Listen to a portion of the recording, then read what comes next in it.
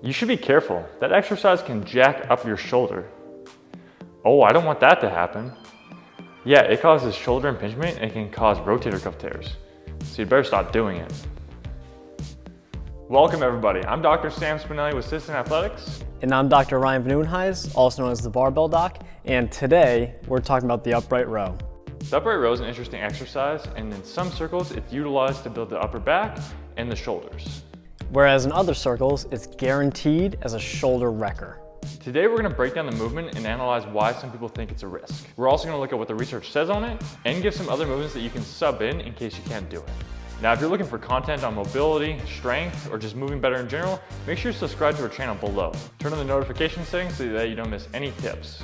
For those looking for a program to help them with mobility, strength, and moving better in general, make sure you check out the description box below where I'll link all the programs that we have. As well, be sure to check out Ryan's content on Instagram at @TheBarbellDoc. So what is the upright row? The upright row is an exercise that we generally do with either dumbbells or barbells. We start with our arms extended out in front of us, bend our elbows and row upwards, keeping the implement close to our bodies. Now, some people stop when the arms are horizontal to the floor, whereas others stop when the implement comes up towards their chin. Why do people perform it? Usually people are doing upright rows to strengthen their upper back, their delts, and their traps. As well, for weightlifters and CrossFitters, it's similar to movements that they do competitively, so it may be utilized as a supplemental movement to build strength for their sport. Why do people think it's dangerous? Most of the time, people will argue about it being a risky movement because it causes impingement, and that can lead to rotator cuff tears. The problem is that that is inaccurate, and it demonizes this exercise unfairly. Usually, the impingement argument centers around the fact that some people claim that the upright row mimics a shoulder impingement test called the Hawkins-Kennedy. However, this test is performed with the shoulder in 90 degrees of flexion and in horizontal adduction.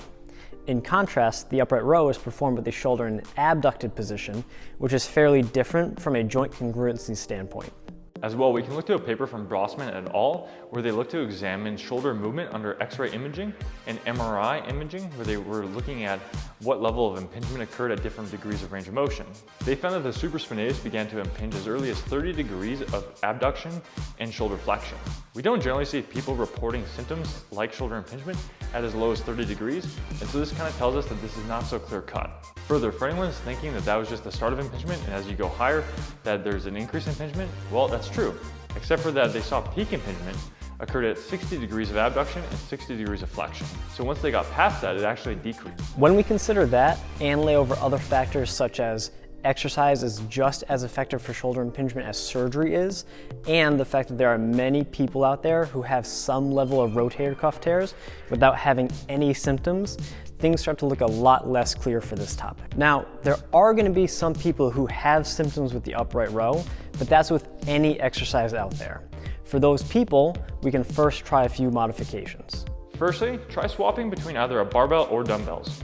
Each has an advantage that some people might benefit from. The barbell is more stable, whereas the dumbbells allow for more variability in movement. Secondly, try changing your grip width. If you're using a barbell, bring your hands wider or closer together and see which feels better for your shoulder. If you're using dumbbells, try bring your hands farther apart or closer together and see which one feels best for you. There's no real one right way to do this exercise. You just have to find out what works best for you. Thirdly, body angle. As we progressively bend more forwards, this movement becomes more similar to a face pull. For some people, a slight lean forward can change a lot. Now, if you try to modify it and it just doesn't feel good, ditch it. The upright row isn't a magical exercise that everyone needs to do.